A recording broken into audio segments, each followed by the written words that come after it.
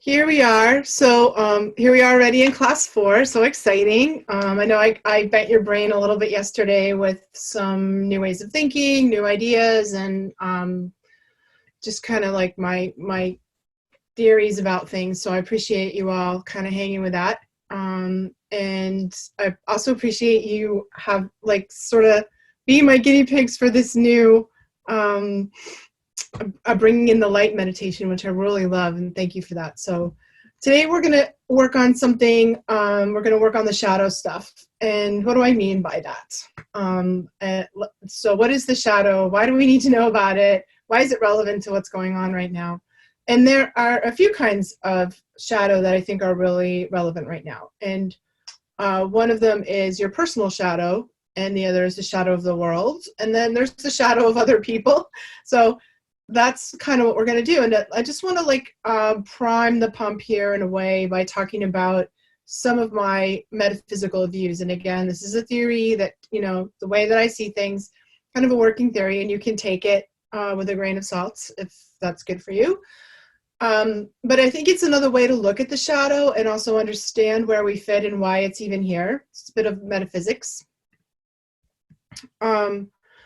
So the way that I see things, and this is sort of from a few different, just adding some more people in, a few different kind of philosophies or metaphysics that have led me to believe this. And again, in my experience of watching the world unfold is in all the sessions that I've done, is that this planet, there's some particularly interesting things about planet Earth. For one thing, it's a nursery school planet for warrior souls. So about 75% of the people here, 70% are really intense warrior spirits. They're fighters, you know what I mean? And it's like it's kind of a place where new souls come into. So we have new souls, middle souls, and old souls down here.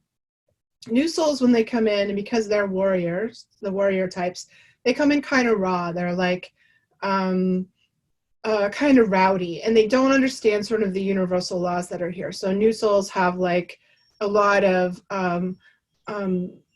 they're in a way they're pretty fun because they can have like a lot of new ideas. They can be very forward thinking, almost brilliant, but they can be sort of narcissistic, and they don't understand the universal laws that are in play here, like that we have to be nice to each other, or the law of karma, or the law of return, like what you put out you get back. They don't really get that. So they're kind of I think of the new souls as like Game of Thrones. It's like all about power and who's going to get the Iron Throne, like that kind of thing.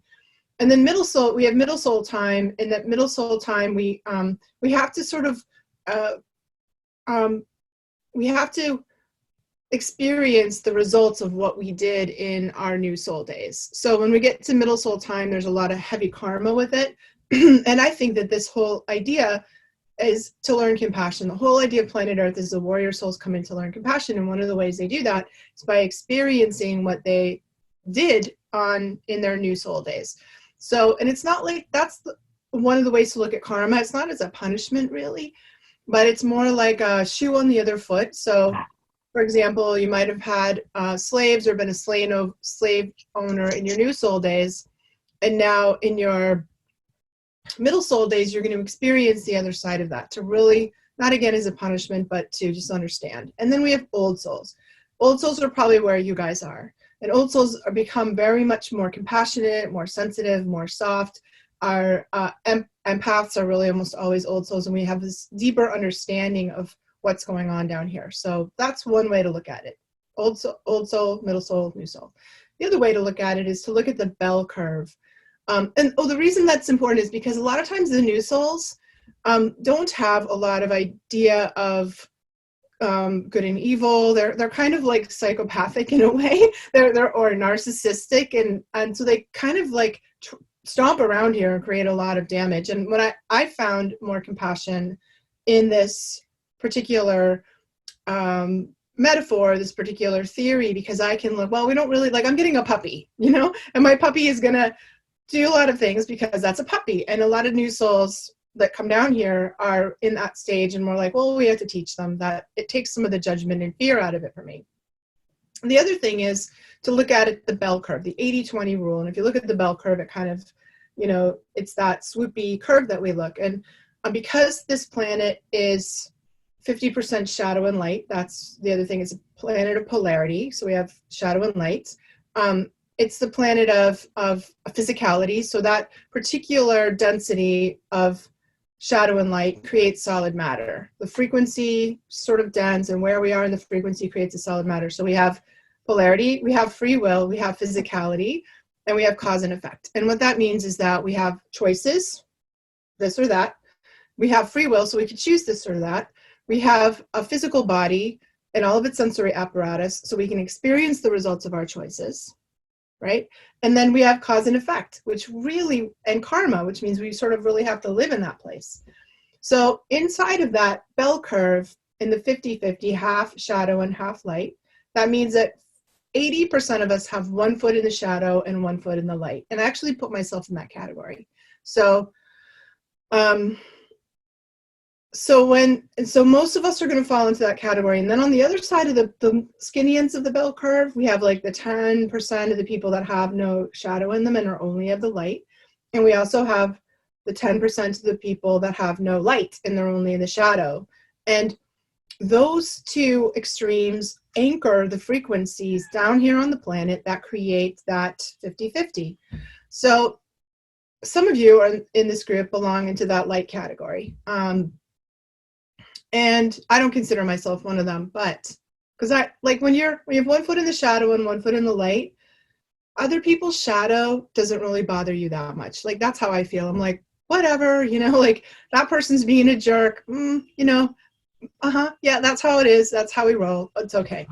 And yet when we have the really light people, the real people of the light, have no defense against that. They really can't see it coming. They're really vulnerable to the shadow. They can't understand it.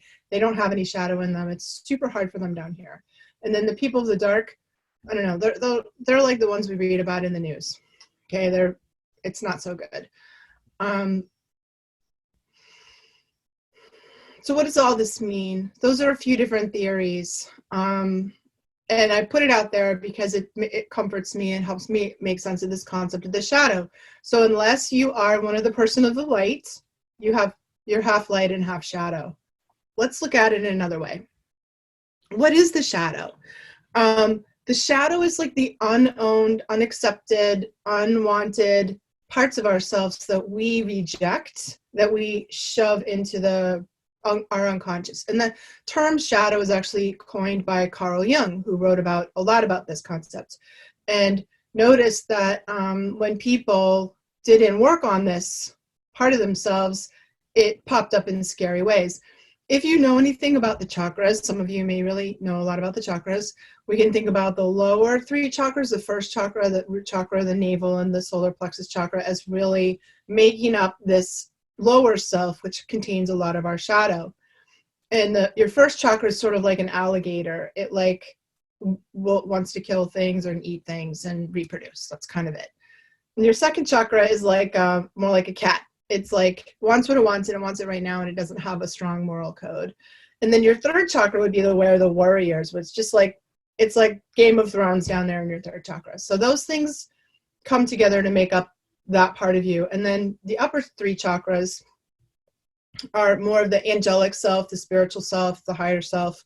Your soul self lives up there. Your personal self lives down. We've been talking about that in the lower 3 chakras. And your heart is the mediator between these two, which a lot of our growth and the process of enlightenment is about harmonizing and integrating these two characters. They don't always get along, the lower self and the higher self. So the point of that is your lower self is a lot of power. Those lower 3 chakras have a lot of power, but it can be kind of, I wouldn't say evil. I mean, I guess some people are evil, but it can be certainly full of the shadow parts of us that we reject.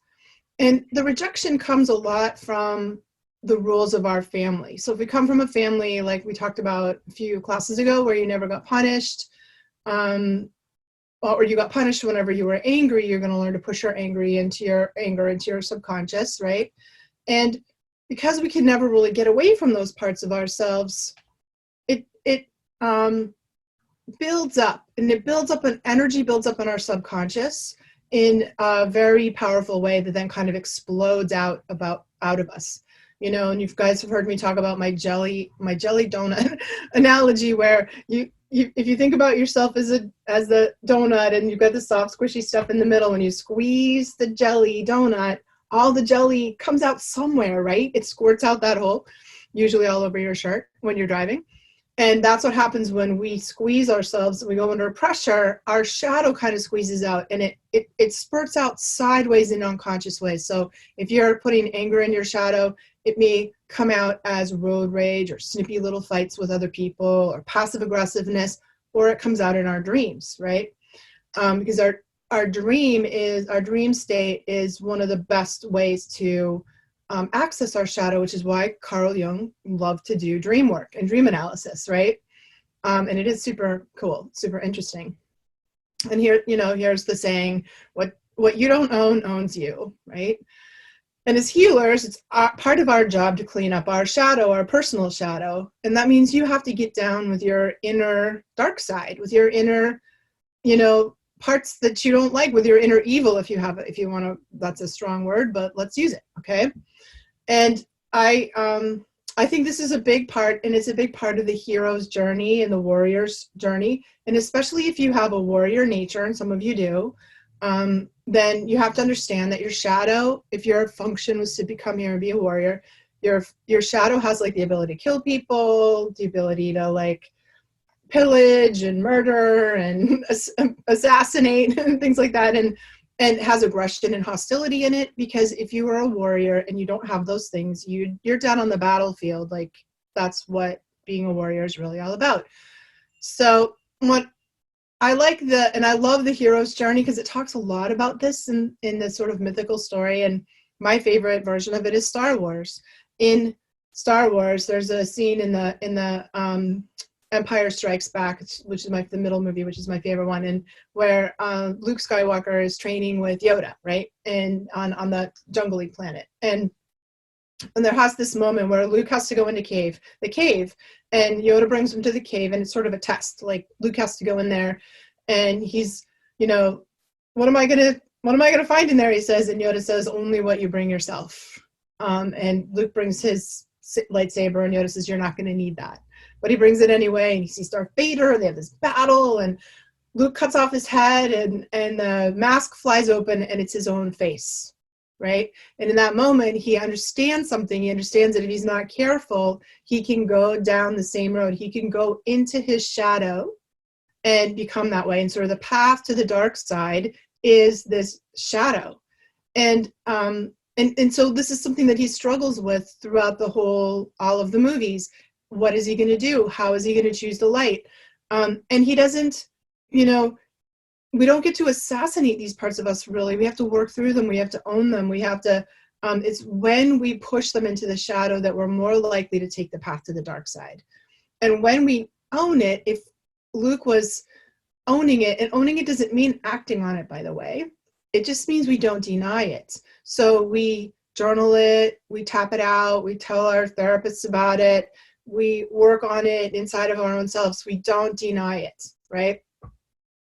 And the other way that I love to think about the shadow is sort of in the terms of the seven deadly sins, because those are the as a culture we reject in ourselves. With good people don't: anger, greed, sloth, pride, lust, envy, gluttony, and I'll add some other ones in there, right? Aggression, denial, ignorance, fear, selfishness. Okay. And we all have variations on this. There are many variations on this, and we can make the list so long, but we all have some, if not all of these. And it's a super good thing to do, to make an inventory of your shadow and really look at it. And the more you look at it, the more you own it, the more you accept it without acting on it, the less likely you'll be able to act it out.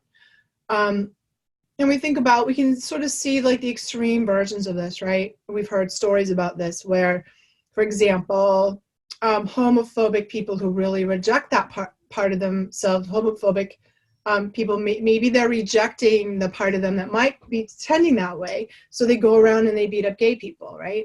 Or we look at like teetotalers or anti-sex people or fundamentalists or kind of people that harp on sin in a way. When we split those parts off and we push them away and we push them down, we have more capacity actually to commit evil. So the process goes: denial leads to projection. So projection is projecting it out. I'm not angry, that person's angry, projecting it out into the world and seeing it, putting it out of ourselves and putting it out there. Then that leads to acting out with sort of this self-righteousness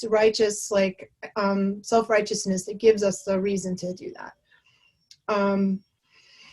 So the more we accept these parts fully, with a commitment to not acting them out, the more we cleanse and purify our shadow. And our job is to integrate it into our full self, and to, as we go on the journey into the underworld. And I don't know if you guys tuned into the Facebook Live that I did with my friend Jean today, you'll get access to it too. So we'll send it to you. We talked about in that class how the archetypal journey of the hero's journey, or the journey into the underworld. And I like that because I think we're all in that. Like, this is maybe only time in the history of humanity where the entire world is in the whole globe, it seems, is in the journey to the underworld too. And that's a good story, because it's always about retrieving the lost part of the self, finding treasure, earning wisdom. It's an initiation experience. It's an initiatory experience that all spiritual initiates have to go through. Somehow we're in this. It's so cool. We're in this like mass waking up and this mass initiation, this mass lifting in consciousness. And in order to do that, we have to have this global initiation experience. Here we are, and it's bringing up all this stuff. It's bringing up all the shadow. So the other thing that I want to throw in here, and I'm going to give you lots of time some exercises to experience your own shadow in just a minute, but is this concept of spiritual bypassing. And I think that's always been in the world, and this term spiritual bypassing is sort of new. It's kind of a new idea, a new term to call it that. But it's a tendency to deny that there's a problem. When we have spiritual bypass, we have sort of magical thinking, like, oh, this will just go away, or to kind of fluff it off and look on the bright side of things, and never really deal with the actual. So this is sort of the shadow. We're talking about the personal shadow. This is the shadow of the world. Spiritual bypassing is part of the shadow of the world. And it's like a disinclination on the part of people or the group mind, the hive mind. So some of the hive mind is buzzing around in fear, panic, terror, depression, loneliness. Some of the hive mind is buzzing around in the spiritual bypass. And the spiritual bypass is like, there's no problem here. This isn't really happening. Like, la la la la la. Like, if you can't see it, if that, the people who are like, well, this will go away. It's not really a thing, it's no big deal. And aren't really dealing with the fact that there are actually people dying, actually, like a lot of people, and people are losing their jobs. And this is there's really an economic crisis going on. So in spiritual communities, it can be in any community, but I'm noticing it sometimes. I notice it in the spiritual communities where it sort of looks like, oh, love and light. Oh, yeah, my so-and-so just died. Oh, love and light, thoughts and prayers. And wow, like that's it's really like passing over the authentic, deep emotions, because that person who's doing the spiritual bypass doesn't have access to their own feelings, has pushed their own grief, sadness, fear in the shadow. And then when you bring it up, they are needing to fluff it off because they can't handle their own they don't have the emotional tools that we covered in the second class to be able to process their own feelings. So they have to just pretend it's not going on, right? And then a lot of times what happens with the next thing that happens with the spiritual bypass, check it out. If you stick with your feelings and you're like, actually, no, it's not okay. I'm not okay. This is not okay. I'm really having a thing, like my so-and-so died. Then all of a sudden they turn on you. All of a sudden they become vicious. And you're not spiritual. You're a dark person. You're bad. Like and that's the projection of their push down stuff, their push down anger and fear that they now project out to you. And it's like the shadow, they've like put a mask on, spiritual bypass has like a mask, like on it, and then they squeeze their jelly donut and they blow their jelly all over you, right? And that when that happens, you're not spiritual enough, you're not vegan enough, you're not pure enough, you're not in the vortex or wherever it is you're supposed to be, rather than in the reality of where you are. And wow, it's just a really vicious and tricksy kind of mutation of the shadow, right? And as I'm bringing it up because as real healers and spiritual leaders, which I know that you are that, we must be able to show up and deal with actual people's real pain and suffering and trauma. And if you haven't handled it in you, you can't take it when other people have it. And we talked about it in class too. So we know that we can only go as deep with other people as we've been in ourselves, right? And that's the essential quality of healing. And I did a Facebook Live today in my Psychic Reiki Facebook group on this topic. But that kind of presence is what we're called for. There's a real presence we have where we show up with our authenticity, and we're dealing with our emotions. We're being authentic, and we can sort of hold the light and the dark at the same time. We're not running away from the dark, but we're not drowning in victim, because that's not actually good either. But we're also not doing the spiritual bypass. Do you see what I'm saying? Like the real thing has both the shadow and the light, and that you can hold both the shadow and the light inside you. And when you do that, you are an incredibly powerful healer. Yeah, you like my blow? It's a little, I know, I can't help it. But it's what it feels like when they do that. So that's what I want for you guys. That's what I aim for myself. And I have to tell you that I'm constantly working on it. It's not like I have moments where I can do it and I have moments where I really can't do it. But I'm constantly working on it. That's my aspiration. My aspiration is to be in that state where I'm dealing with the gnarliness, the authenticity of the real deal in myself and other people, and I'm holding the possibility of the light. Because as whole people, the whole thing, we need to have the 50-50 of both of us, of all these, both of our parts fully at our disposal. And when we do that, there isn't anything we can't do in our own life and as an assistance to other people. Does that make sense? I hope it does. Another really good thing, I really think if you want to read more about this, you can read a book by Debbie Ford called The Dark Side of the Light Chasers. Fantastic book. And she really breaks it down and in a very modern way that's very easy to understand, very accessible. If you haven't read that book, run right out and get it. You can get it on Audible and listen to it. It's fantastic thing. Everyone should read it. And the other book that really brings this up is The Four Agreements by Don Miguel Ruiz. And in that book, he teaches us how to not take things personally, how to deal with projections, how to recognize when someone's in projection mode. And it's certainly an interesting thing for me, because the more I stand in my core and the more I put myself out in the world, write books and do YouTube videos and and all that kind of stuff, the more I collect people's projections. Some of them are really good and some of them are not. Some of them are really bad.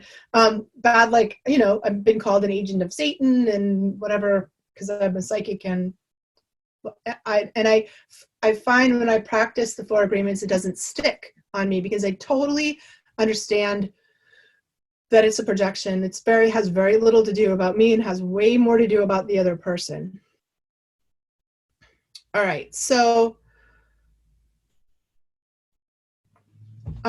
what's so interesting too about the shadow, we talked about this. Oh, the book by Don Miguel Ruiz is called The Four Agreements. It's so good. It's super short. It's like a little tiny short book. You can also get it on Audible. Mind-blowing, life-changing book, and he gives these 4 rules to how to live. Don't take things personally. Don't make assumptions. Always do your best, and be impeccable with your word. And once you get that going on, it's really good stuff. So here's the other thing too that I want to talk about, and it's a concept called negative pleasure. This is something we teach in the energy medicine school that I teach in. So I teach in this energy medicine school called the Reese Thomas Institute with my buddy Reese Thomas. And I've been teaching in that school for 15 years. We're going into our 15th year now. Where'd the time go? And we teach in that school in the upper years, in year 2 and year 3, this concept of a negative pleasure. And negative pleasure is when we get pleasure out of our shadow side, out of our own negativity. And what you can see is that people love to hate. As a general people, as humanity, we love to hate. We love to feel right and make other people wrong. We love to have a really, really good reason to do that. And we love to have something stimulate our righteous anger so we can have a really, really, really good hate and feel good about it and have good reason about it. And so we also love to judge people. We love to think that we're better than people. And we do it in really sneaky ways. And it's just better to kind of own it. And I see it happen in social media like all the time, or on TV. Like I was watching, I've been watching that show right now, Tiger King. Wow, what a show. And it's the craziest show. And it's sort of taken over Netflix space right now because it's such a train wreck. And it's so easy to go into incredible judgment about the people that are in that show. That's what I found myself doing. So, and it was so yummy. So this is negative pleasure, where it feels so good to be in judgment, where you're like, those people are crazy and weird and I'm so much better than them. And oh my God, my life might be a train wreck right now, but their life is 100 million times more of a train wreck than mine will ever be. So now I feel good about myself. Okay, something like that, right? So so it's just interesting to see how this all plays out, how it's all playing out now, and learn to manage it both in ourselves and in the world, right? Also, I think if you like dream work and you like to work with your dreams, it's a fantastic way to access your shadow. And a lot of times when we have dreams that have a lot of emotion in it, it's a part of our shadow. It's like these repressed emotional parts of ourselves that are popping up to be examined, to be worked through. And I remember a dream I had when I was probably 20, in my early 20s.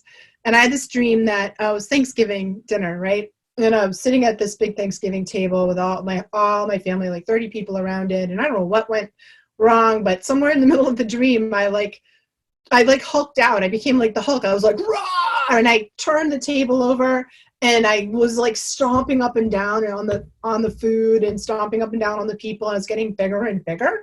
And then I became like Godzilla, and I was like crashing, like rah, crashing around and like pulling buildings down. And in the dream, I was having so much fun. It was like this joy, this fierceness about it, and it kind of freaked me out. So I woke up. And I was like, what the heck was that? And I remember telling my therapist about it. And she was like, well, are you angry at your family? And I was like, me? No, I'm not angry at my family. I never get angry. And she's like, yeah, that's right. Like you never let yourself get angry because you have all these rules and rules in your family about how it's not okay to get angry. And so when something happens, the only way you can, that was my jelly donut squeeze. The only place my jelly donut could squeeze was in my dream. And so it's so interesting. If you are a dreamy kind of person, you remember your dreams, because your shadow will come up in your dreams a lot. And we do all kinds of crazy things in our dreams that we wake up and we're like, oh my God, thank God nobody knew that I just did that in my dream. Like that. And it's really good to like have a sense of humor about it and some compassion for yourself and kind of open it up and really look in there and see. It's so interesting. I love people's subconscious. I love dream work. I love people's shadows. I love, like, I'm the kind of person that's like, I want to pick up the rock and see all the little wiggly things underneath it. And I'm like, ooh, look at that gross, crawly, creepy thing, you know? And I love that in myself, and I love to do with other people, which is probably why I'm a good healer and a good therapist. But yeah, so think about it. If you're a dreamer, track your dreams and see what clues your shadow is giving you in that way. Here's another theory, another piece of metaphysics that's very, very interesting and very, very true, I think. And that is, we are going to, where you guys are now at a level of spiritual evolvement, and you're spiritually grown up enough to really get it and understand that the outer world exists really as a mirror to our inner self, right? This is a deep spiritual truth. And if you really, really, really, really, really understood that one all the way down to your very toes, you could probably graduate from Earth School like this, okay? You are a divine creator. The God spark is in you.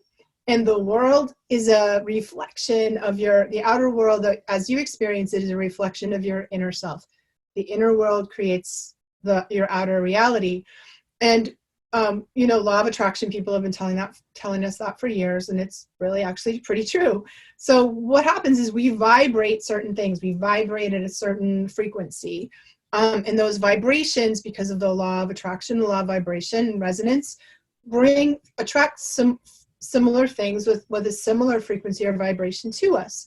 So when we want to change the outer world, the best way to do it is to change our inner frequency, to change our inner vibration, our inner state of being. And this is true in all areas of your life, by the way. So when we vibrate an unhealed wound, say we have a heartbreak and we vibrate victim out of our wound because we were really hurt, but abused or victimized, and for real. I mean, like, that happens to almost all of us. And so our heart is vibrating pain, grief, victim, blah, like that.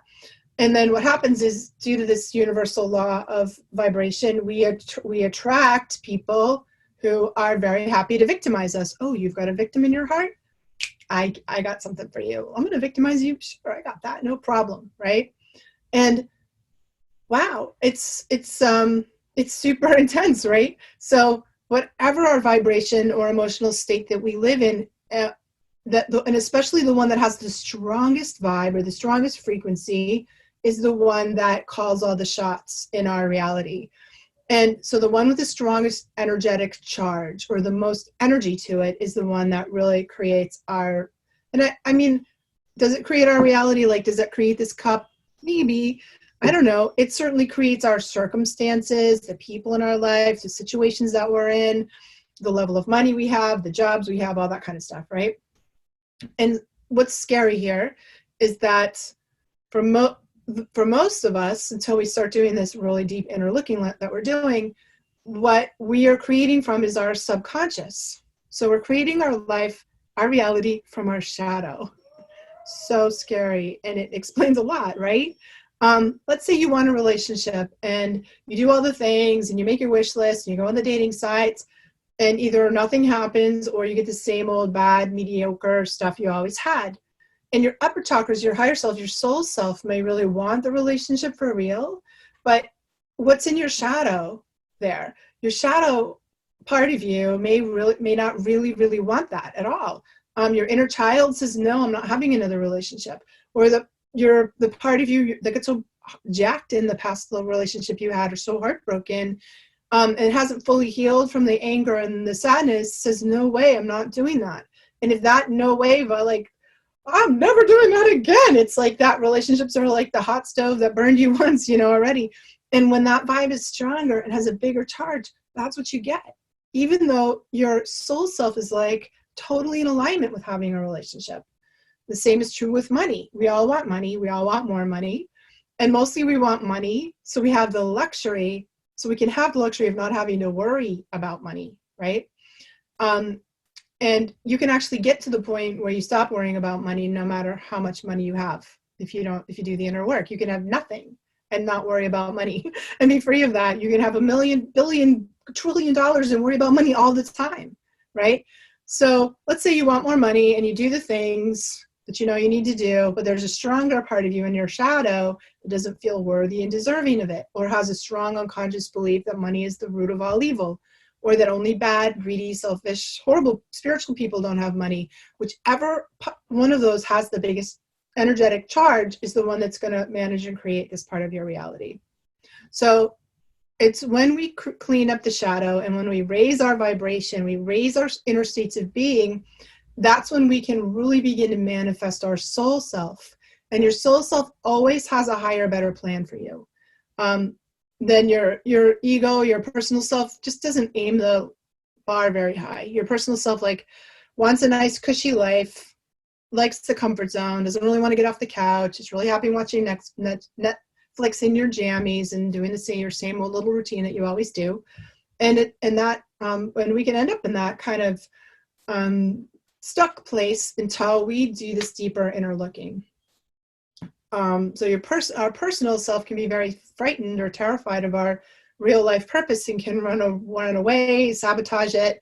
Your soul self knows that your comfort zone has nothing good for you in it, and that your soul self is always pushing you to the edge of your growth, knows that you're sort of either growing or and evolving, or you're getting stuck and losing energy. So your soul self is happy when you're really on the edge of your own growth. Okay, so how do we do it? Let's talk about how we really do it.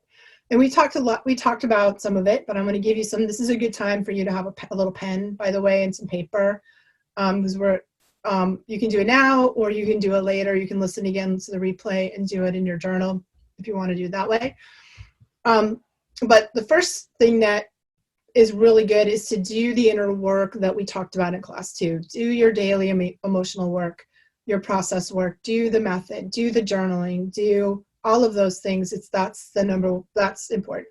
Here's some questions to ask yourself. What you could write them down now if you want, or just contemplate them. What are the 5 words you would never want to be described as? Maybe it's hypocritical, liar, hater, arrogant, selfish. When I did it, I put stupid, selfish, lazy, crazy, fake, mediocre. Right? So you could think about that. What are those 3 words you would never want, or you would just rather, like, if somebody called you that, you would like die. You'd be like, oh, I can't believe they called me selfish, or that really gets you. Okay, write them down. Or the other way to think about it is you can think about a few people that you hate the most from your life, or people that really trigger you. From history, maybe it's Hitler or Stalin, or your ex-mother-in-law, or I don't know, your mean 3rd grade teacher, whoever it was. And I want you to think about the qualities that you hate about them and write them down. Maybe they're narcissistic, mean, bullying, arrogant, vicious, psychopathic. I don't know, just whichever ones trigger you. I'm not a person that really feels that sort of charge around other people, but some people are, so it's a good really way to get there. And the thing is, so look at your list now, and you might have got some good words, or you can contemplate it if you didn't write it down. And chances are good that those are the attributes of yourself that you push into your shadow. So take a deep breath. Just breathe that in a minute and really contemplate what that means for you. And what can happen is that we can project those qualities on other people and get hugely triggered when we are around people that live in that quality. So if you push anger into your shadow, then when people are angry and own it, it's going to push your buttons. Or when people are angry and act it out, it's going to push your buttons. Or if you just can't stand people who are arrogant and know-it-all-y, is there a part of you that's like that you judge and you don't let yourself do, right? And when you're if you notice yourself in that state where you're shaming, rejecting, judging, hating somebody else for anything, you got to really look in the mirror here, because the world is a mirror, and see if that is the part of you that you're shaming, rejecting, judging, hating. right? And the world gives us plenty of opportunities to confront our shadow.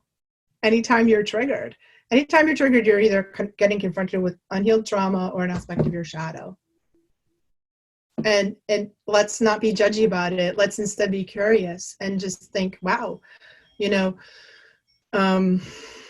what is that showing me? Where can I learn? What can be healed and released in me right now? There's also another part of the shadow that's a little more fun to look at, and we call it the light shadow. And so the light shadow are those amazing parts of you, the soul parts of you that you don't own because you don't feel worthy of them. We also put those into our subconscious. Maybe it's your brilliance, your compassion, your open heart, your charisma, your ability to and desire to lead. Maybe it's your ability to master things and achieve things, or to be loving and gentle and soft, or to be super creative, to create change in the world, right? And we push those away and put them into our shadow because the rules of around our family, around not being too good, not tooting your own horn, having to be humble, not being allowed to outshine anyone. Like if you couldn't outshine one of your parents or our siblings, we push our brilliance into the shadow, right? And then we can also project the light onto people. So whatever you admire in other people is a part of your light shadow, right? And this is part of the reason why I don't, like I look at my book reviews on Amazon and I don't take them too seriously, because I get raves and I get haters. And when I was first publishing the book and I was really nervous about that aspect, like how I was going to deal with that, one of my friends who's an accomplished writer, she showed me this folder. She took out this folder and she said, it was thick, it was full, and she said, all the love letters that I get going here, all the hate mail that I get going here. She puts them both in the same folder, and on the folder was written other people's projections. And I was like, dang, like that really helped me get through that part of my own development so I could step into it. So what are some of the words? So we're going to do the opposite, and we're going to do a meditation in a minute so you can really feel these parts of yourself. What are the 5 words that you would use to describe your light? So write them down. Maybe it's loving, humorous, caring, giving, passionate. When I did it, I wrote loyal, compassionate, driven, intelligent, intuitive. So write them down. Or think about them. And think about, like, what would your friends say about you? What are the 5 words your friends would use to describe you? Maybe inspirational, generous, courageous, successful.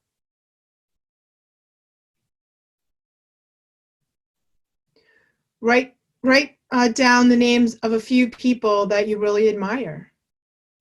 Maybe it's Oprah or Deepak or a historical figure or one of your relatives or a friend that you know or one of your teachers or spiritual leaders.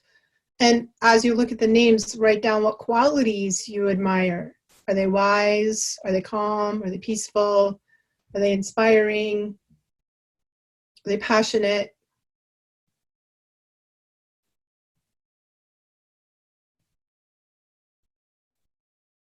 And when you look at these,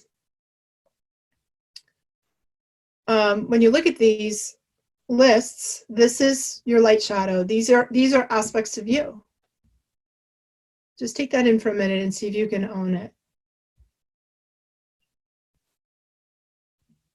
This is all important because the best thing we can do right now to clean up the planet is deal with our own shadow, to clean up our dark shadow and to step into our light, to clean up the sort of broken pieces of our personal self and to step into our soul self. When we do this, we can really, really show up for other people. And when I was talking about the whole thing, that all of you, your full presence, your full dark and your full light, we cannot get triggered, and we can stay in our soul selves. When we're triggered, we're in our personal selves, we're not much help to people. But when we're in our soul self, We are a huge amount of help. And I think when we're our soul self, we have power, we have endless energy and ability to help heal other people.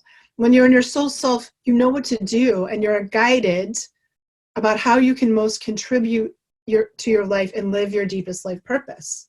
And it's not an exaggeration to say that being in the highest vibration and spending more time in your soul self and being 100% responsible for your spiritual state, for your state of being, can heal humanity and save the planet. Like, we can't control other people. All we can't control the world. God knows. We're in this crazy out of control slide, it feels like. But we can control our own state of consciousness. We can wake up and we can stay woke, and then we're doing our part. We're adding our light to the collective light. This is why I'm talking about this right now, okay? Because when you're feeling stuck in your personal self and you're just feeling victimized and afraid and frightened and disempowered, and God knows, I spend some time there too. I'm not saying I don't. We can't do anything. We're adding our dark to the dark of the, we're in the 50% of us that's dark, and we're sort of adding that energy to the bucket. And when we're in the light, we're adding that energy to the light.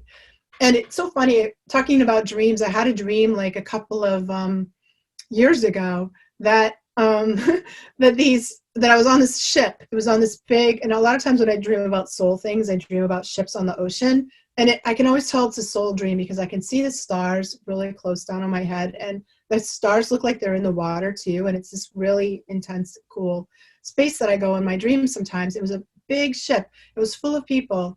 And the people were like, the ship was kind of sinking. It was like listing to one side. And I was like, the ship is going to sink. And half the people were on, most of the people were dark. They looked like they were all dark, like light bulbs that weren't lit up. And they were crowding to one side of the ship. And then somebody would light up like a light bulb, bing, and they'd run to the other side of the ship. And the ship would do that. And then bing, another one would go. And in the dream, like a whole horde of people. And that light was contagious. So one person light up and it lit up the people all around them, and those people lit up, and then the ship like righted itself. And I woke up from that dream going, okay, like it felt so profound and so comforting to me. That's where we are right now. You need to be in your light, not for real, not in the spiritual bypassy kind of way, like blah, blah, blah, blah, but the real light. And the light meditation, the sparking the light meditation that we did yesterday, that kind of light. Because consciousness is just as contagious as fear. We can that light cascade that we did in that meditation, we did it ourselves, but we can spark that light in other people. And that's my hope. That's my hope about, if I can light you guys up, you can go light up your people. And I have people that are lighting me up, right? So here's kind of the recipe, and in just a minute we're going to do these meditations. I'm going to give you an opportunity to see, experience some of your light and dark shadow. But here's the recipe that I use every day. Stay in your light, to stay in my light and stay in my soul self. Here's what we do. When you get triggered, do your inner work. To process the feelings, do the method, journal, do a meditation, talk to your inner child, process it all through, all the way, don't deny it, go all the way into the feeling and come out the other side, and that will bring you back into the lights. So I look forward to triggers now. I look forward to clearing the triggers. And like this happened to me this weekend, where I was in this dark state on Saturday and Sunday. I was in a really not a good place. And I just cried all weekend. I did the method. I tapped. I journaled. I cried some more. And when I couldn't take it anymore, I went to sleep. Like, I'd go lie down and nap for I think I napped for 4 hours on Sunday. I was so tired, and then I would get up and do it again. And I was just so filled with angst and pain. And the reality of this was really, and I just worked it diligently, processing all that through. And then when I woke up on Monday morning, I felt really different. I felt much lighter. And then I had this incredible week where things just aligned for me in this incredible way out throughout my entire week, including being here with you guys, which has been so fun. So that's what I mean. That's the recipe, and that will help you stay stay in to expand the soul point, to heal the shadow point. And I'm not kidding. This is how we save the planet right now. I mean, do your part, wash your hands, don't get sick, take care of yourself, take care of your people. Yeah, we got to do that. But on this deeper level, this is what we need to do. Okay, let's try this meditation. And don't be scared, because you're only going to encounter yourself. That's all that's going to happen here. You're just going to be looking at yourself. There's nothing, and you don't have to be scared of yourself. Okay. So this is a shadow and light meditation, and let's start with just a little bit of basic grounding. Okay. So push your feet into the floor a little bit, get your spine upright, sit down nicely in your, with your spine upright, uncross your arms and legs. And let's start with a little inventory. Where are you? Finding out, where are you? So just breathe. Find out how you feel. Like, do you even remember you have a body? Here you are. How do you feel? Breathe a little into your heart. And now into your belly, and then exhale down your legs and into the ground, into the feet, into your feet. Push your feet into the floor. Good, good. Now breathe again. Breathe into your heart and your belly. And on the next exhale, find the grounding cord. You guys look all better. I can tell you've been practicing. You look all much better. So let that grounding cord extend on the exhale breath. Let it go down, down, down through the layers of the building that you're in. Get it all the way into as deep down into the earth as you can, and get it as wide as you can. And then breathe light in the top of your head again, to your heart and your belly. And let's squeeze the sponge a little. So on your inhale breath, release anything you picked up through the course of the day, down the grounding cord with a prayer or blessing into the earth. Breathe light in the top of your head. Breathe light to all of you, into your whole energy field and all the parts of your body. And then on the exhale, you're going to release any of your own stuff you're holding on to. Let it go.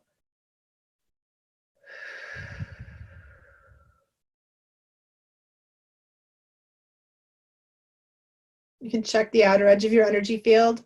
Just make sure you're in your bubble. And one more grounding breath, breathing in. Breathe into your heart or anywhere you feel needed, and release.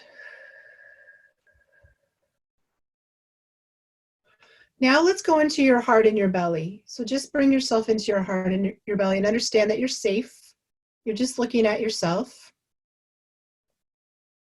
And we're going to ask an aspect of your shadow to step forward, an image or a feeling, to introduce itself to you.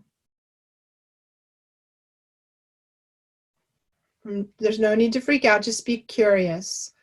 So you can ask yourself, what does this part look like? You might get an image, or an archetypal kind of image, or a flash of an image. You might feel something in your body. You might only feel an emotion, like you might feel really sad or feel really scared. You might hear something. You might hear a voice. Just open up all of your senses to experience this. And whatever is coming up in your mind right now is okay. You can't actually do this wrong.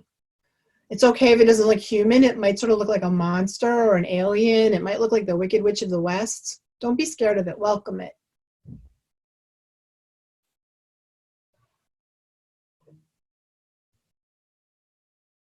And maybe this part of you has a name it wants to give you.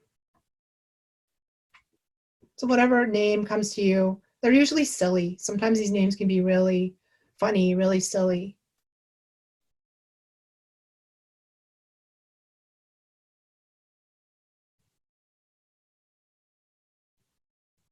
Ask this part of you how it feels. What feeling is there?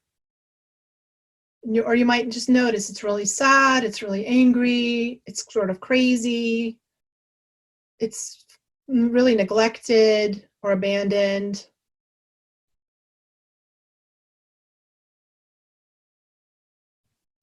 And then ask this part of you to tell you what it needs. What does it need to come into the light? Does it need healing? Does it need love? Does it need attention?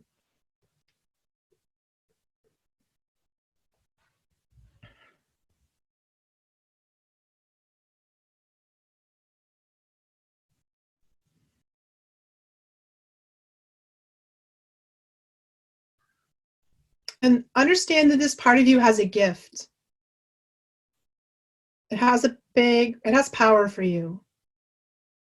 You can ask what the gift is. Maybe the gift is resiliency or strength or courage. Maybe it's scrappy and knows how to survive. Maybe it's protective or defending you. Maybe it's taught you how to be strong. Maybe it's taught you compassion. What gift has this part brought to you?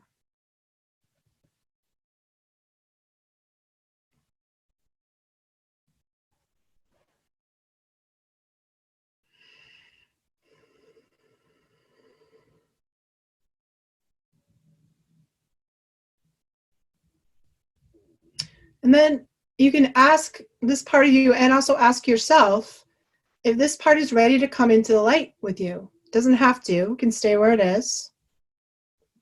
What is it ready to come into the light? Is it ready to come into your heart? Does it want to come home with you? Does it want to snuggle you?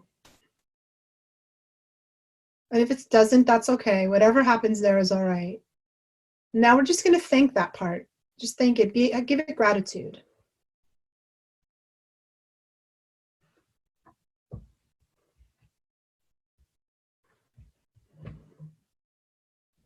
Now we're going to ask for the light shadow to come forth. So just ask and invite an aspect of your light shadow, the beautiful brilliance, amazingness, specialness that you haven't fully owned. We're going to ask for that part now. And as it comes forward, what do you notice about it? What does it look like or feel like? What do you know about it? You might feel something in your body. You might only feel an emotion. You might hear something. And again, open up all of your senses to experience this part of you. Whatever's coming up is okay. It's okay if it doesn't look human. Maybe it looks like an angel or a superhero or someone you know or admire, like a celebrity or a historical figure. Or maybe it's just a feeling or sensation that you have.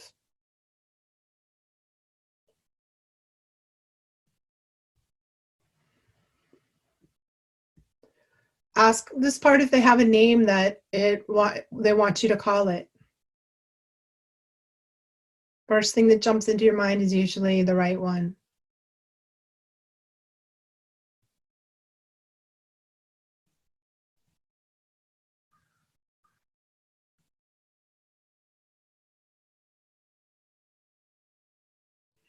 Ask what this part of you really needs. Does it need to be acknowledged, honored, showcased, accepted? Does it need healing?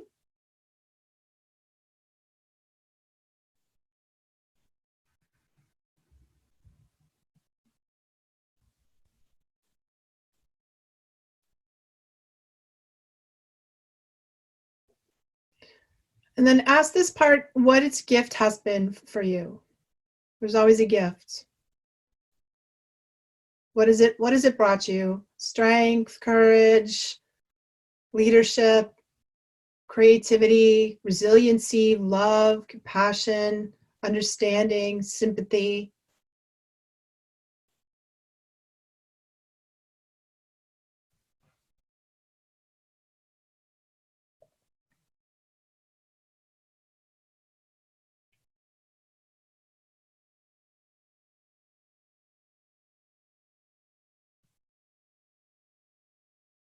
And then ask both this part of you and yourself, are you ready for it to come into the light with you?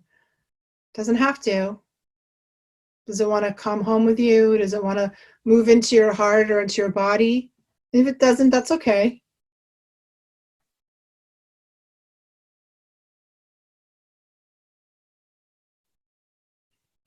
And now ask yourself, your soul self, what you need to do to integrate these two pieces of you into your life and your heart. Ask your soul self to tell you. How can you integrate? What needs to happen so you can fully own and live in the power and strength and the gift of both of these parts of you?